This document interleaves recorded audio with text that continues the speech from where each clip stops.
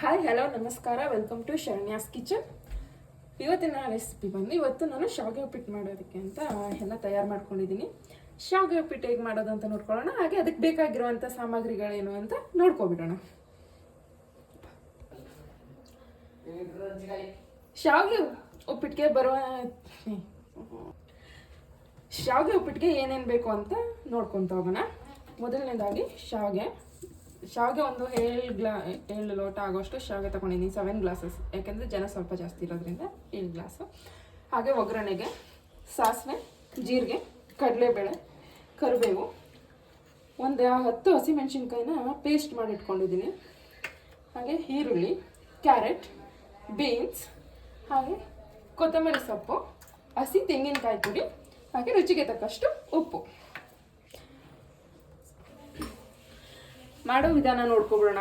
ಮೊದಲನೇದಾಗಿ ಒಲೆ ಮೇಲೆ ಬಾಣಲೆ ಇಟ್ಟಿದ್ದೀನಿ. ಬಾಣಲೆಗೆ ಒಂದು 4 ಸ್ಪೂನ್ ಆಗೋಷ್ಟು ಎಣ್ಣೆ ಹಾಕೊಳ್ಳೋಣ.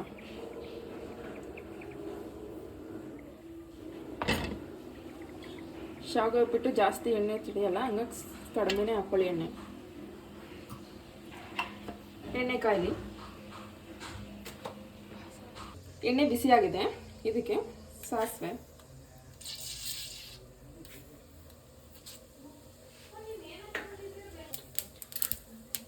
ಜೀರಿಗೆ,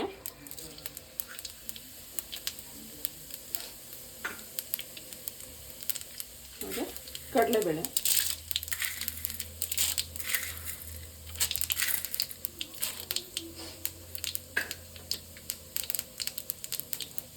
ಹಾಗೆ ಕರಿಬೇಳೆ.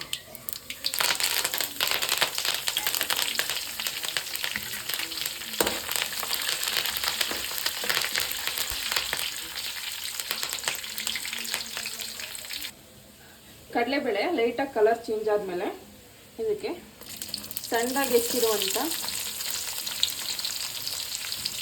ಒಂದು 3 ಈರುಳ್ಳಿನ ಹಾಕ್ಕೊತಿದ್ದೀನಿ. ಮೀಡಿಯಮ್ ಆಗಿ ಹಚ್ಕೊಂಡಿರುವಂಥ ಈರುಳ್ಳಿ.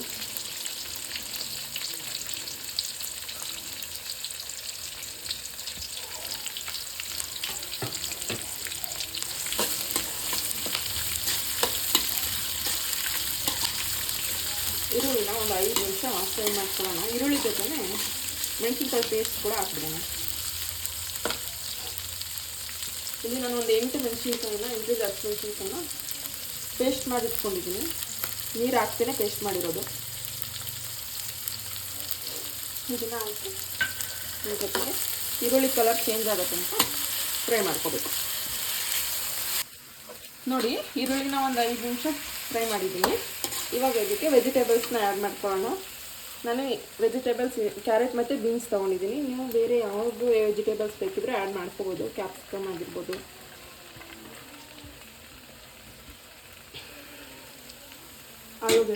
ಆಲೂಗಡ್ಡೆ ಬೇಡ, ಶಾವಿಗೆ ಉಪ್ಪಿಟ್ಟು ಆಲೂಗಡ್ಡೆ ಹಾಕೋಬೇಡ.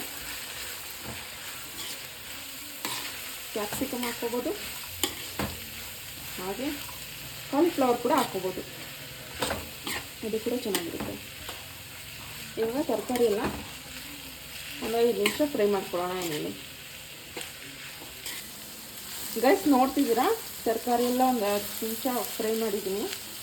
ಇವಾಗ ಇದಕ್ಕೆ ನೀರು ಹಾಕೊಂಡ್ಬಿಡೋಣ. 1 ಗ್ಲಾಸ್ ಶಾವಿಗೆಗೆ ಅರ್ಧ ಗ್ಲಾಸ್ ನೀರು ಹಾಕೊಂಡ್ರೆ ಸಾಕಾಗುತ್ತೆ. ನಾನಿಲ್ಲಿ 7 ಗ್ಲಾಸ್ ಶಾವಿಗೆ ತೊಗೊಂಡಿದ್ದೀನಲ್ಲ, 4.25 ಗ್ಲಾಸ್ ಅಷ್ಟು ನೀರು ಹಾಕ್ಕೊತಿದ್ದೀನಿ.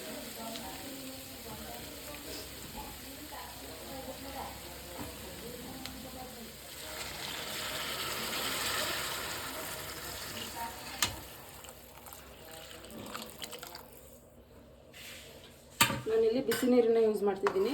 ಬಿಸಿ ನೀರನ್ನ ಯೂಸ್ ಮಾಡಿದ್ರೆ ಬೇಗನೂ ಆಗುತ್ತೆ ಅಡುಗೆ. ಇವಾಗ ಅದಕ್ಕೆ ರುಚಿಗೆ ತಕ್ಕಷ್ಟು ಉಪ್ಪು ಹಾಕ್ಬಿಡ್ತೀನಿ.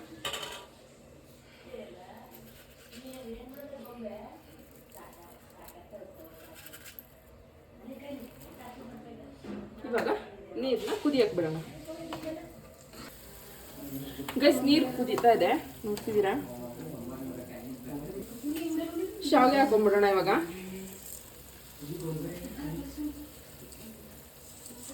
ಇಲ್ಲಿ ಒಂದು 7 ಗ್ಲಾಸ್ ಅಷ್ಟು ಶಾವಿಗೆ ತೊಗೊಂಡಿದ್ದೀನಿ. ಎಲ್ಲ ಒಂದೇ ಸರಿ ಹಾಕೋಬಿಡೋಣ. ಸ್ವಲ್ಪ ಸ್ವಲ್ಪ ಹಾಕ್ತೀನಿ ಅಂದರೆ ಶಾವಿಗೆ ಹರಡ್ಕೊಬಿಡುತ್ತೆ ಆ ಕಡೆ.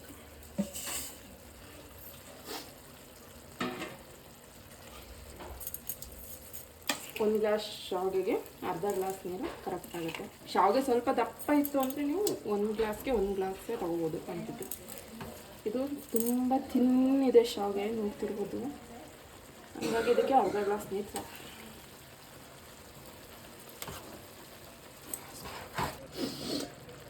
ನೋಡಿ, ಶಾವಿಗೆ ಆಲ್ರೆಡಿ ಗಟ್ಟಿ ಆಗ್ತಾ ಇದೆ.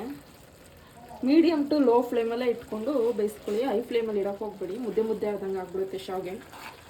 ಮೀಡಿಯಮ್ ಟು ಲೋ ಫ್ಲೇಮಲ್ಲಿ ಇಟ್ಟು ಶಾವಿಗೆನ ಈ ಥರ ತಳ ಹತ್ತದೇ ಇರೋಂಗೆ ಅವಾಗವಾಗ ತಿರ್ಕೊಂಡು ಬೇಯಿಸ್ಕೊಳ್ಳಿ. ಈ ಟೈಮಲ್ಲಿ ಇದಕ್ಕೆ ಕಾಯಿ ತುರಿ ಹಾಕೊಂಡ್ಬಿಡೋಣ. ಹಸಿ ತೆಂಗಿನಕಾಯಿ ತುರಿ ಹಾಕೊತಿದ್ದೀನಿ. ಒಂದು 2 ಇಡಿ ಆಗೋಷ್ಟು ಹಸಿ ತೆಂಗಿನಕಾಯಿ ತುರಿ ನಾನು ಹಾಕ್ಕೊತಿದ್ದೀನಿ.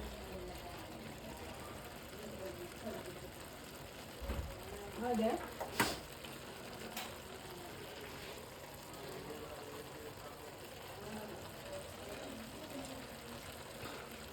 ಒಂದು ಅರ್ಧ ಹುಳು ನಿಂಬೆಹಣ್ಣನ್ನು ಸೇರಿಸ್ಕೊಡ್ತಿದ್ದೀನಿ. ನೋಡಿ, ಶಾವಿಗೆ ಉಪ್ಪಿಟ್ಟು ಪೂರ್ತಿ ಬೆಂದಿದೆ. ಇವಾಗ ಲಾಸ್ಟಲ್ಲಿ ಸಣ್ಣದಾಗಿ ಹೆಚ್ಚಿರುವಂಥ ಕೊತ್ತಂಬರಿ ಸೊಪ್ಪು ಹಾಕೊಳ್ಳೋಣ.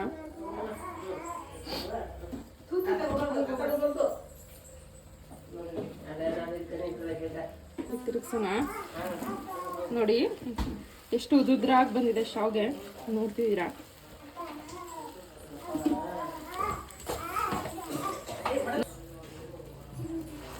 ನೋಡಿ ಎಷ್ಟು ಉದುರಾಗಿ ಬಂದಿದೆ ಶಾವಿಗೆ ಅಂತ.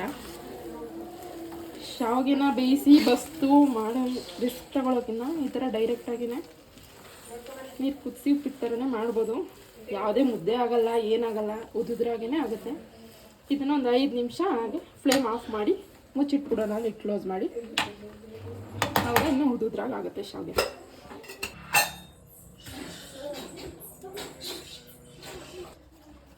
ಇಲ್ಲಿ 1 ಕಪ್ಪಷ್ಟು ಕಾಯಿ ಹಾಕೊಂಡಿದ್ದೀನಿ. ಕಾಯಿಗೆ ಹಾಗೆ ಒಂದು 7ರಿಂದ 8 ಎಸ್ಲು ಬೆಳ್ಳುಳ್ಳಿ, ಒಂದು ಸಣ್ಣ ಗಾತ್ರದ ನಿಂಬೆಹಣ್ಣು, ಹುಣಸೆ ಹಣ್ಣು ಇಲ್ಲ, ಹಾಗೆ ಕರಿಬೇವು, ಒಂದು 4 ಹಸಿಮೆಣಸಿನ್ಕಾಯಿ ಹಾಕೊತಿದ್ದೀನಿ. ಖಾರಕ್ಕೆ ತಕ್ಕಂಗೆ ಹಾಕೋಬೋದು. ನಮ್ಮನೇಲಿ ಸ್ವಲ್ಪ ಖಾರ ಜಾಸ್ತಿ ತಿಂತಾರೆ, ಹಾಗಾಗಿ 4 ಹಾಕಿದ್ದೀನಿ. ಖಾರ ಕಡಿಮೆ ತಿನ್ನೋರು 2 ಹಾಕೊಳ್ಳಿ, ಸಾಕಾಗುತ್ತೆ. ಹಾಗೆ ಒಂದು 4 ಸ್ಪೂನ್ ಕಡಲೆ,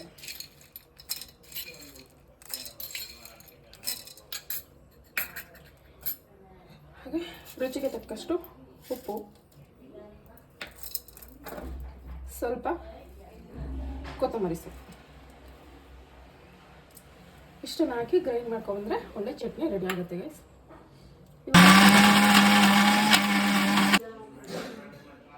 ಗೈಸ್ ನೋಡಿ, ಶಾವಿಗೆ ಉಪ್ಪಿಟ್ಟು ರೆಡಿಯಾಗಿದೆ, ನೋಡ್ತಿದ್ದೀರಾ? ಅದಕ್ಕೆ ಕಾಂಬಿನೇಷನ್ ಆಗಿ ಚಟ್ನಿ ಕೂಡ ರೆಡಿ ಮಾಡಿದ್ದೀನಿ. ಶಾವಿಗೆ ಉಪ್ಪಿಟ್ಟಿಗೆ ಚಟ್ನಿ ಹಾಕೊಂಡು ತಿಂದರೆ ತುಂಬ ಚೆನ್ನಾಗಿರುತ್ತೆ. ಹಾಗೆ ಕೂಡ ತಿನ್ಬೋದು. ನೋಡಿ, ಶಾವಿಗೆ ಉಪ್ಪಿಟ್ಟು ಎಷ್ಟು ಉದ್ರಾಗಾಗಿದೆ. ಶಾವಿಗೆನ ಬಸ್ತು ಮಾಡಿದ್ರೇ ಉದುದ್ರಾಗೋದು ಅಂತ ಎಷ್ಟೋ ಜನ ಅಂದ್ಕೊಂಡಿರ್ತಾರೆ. ಇಲ್ಲ, ಈ ಥರನೂ ಮಾಡಿದ್ರು ಉದುದ್ರಾಗುತ್ತೆ. ಮಾಡೋ ರೀತಿ ಸರಿ ಇರಬೇಕಷ್ಟೇ. ಮೆಜರ್ಮೆಂಟ್ ಕರೆಕ್ಟಾಗಿದ್ದರೆ ಶಾವಿಗೆ ಉಪ್ಪಿಟ್ಟು ತುಂಬ ಚೆನ್ನಾಗಿ ಬರುತ್ತೆ. ನೋಡ್ತಿದ್ದೀರಾ ಎಷ್ಟು ಚೆನ್ನಾಗಾಗಿದೆ ಶಾವಿಗೆ ಉಪ್ಪಿಟ್ಟು ಉದುದ್ರಾಗಿ. ಒಂದ್ಸರಿ ಟ್ರೈ ಮಾಡಿ ಮನೇಲಿ. ಎಲ್ಲರೂ ನಮಗೆ ಇದೇ ಥರ ಪ್ರೋತ್ಸಾಹ ಕೊಡಿ. ಪ್ಲೀಸ್ ಸಬ್ಸ್ಕ್ರೈಬ್ ಆಗಿ, ಲೈಕ್ ಮಾಡಿ, ಶೇರ್ ಮಾಡಿ. ನಮಗೆ ದಯವಿಟ್ಟು ಪ್ರೋತ್ಸಾಹ ಕೊಡಿ. Thanks for watching.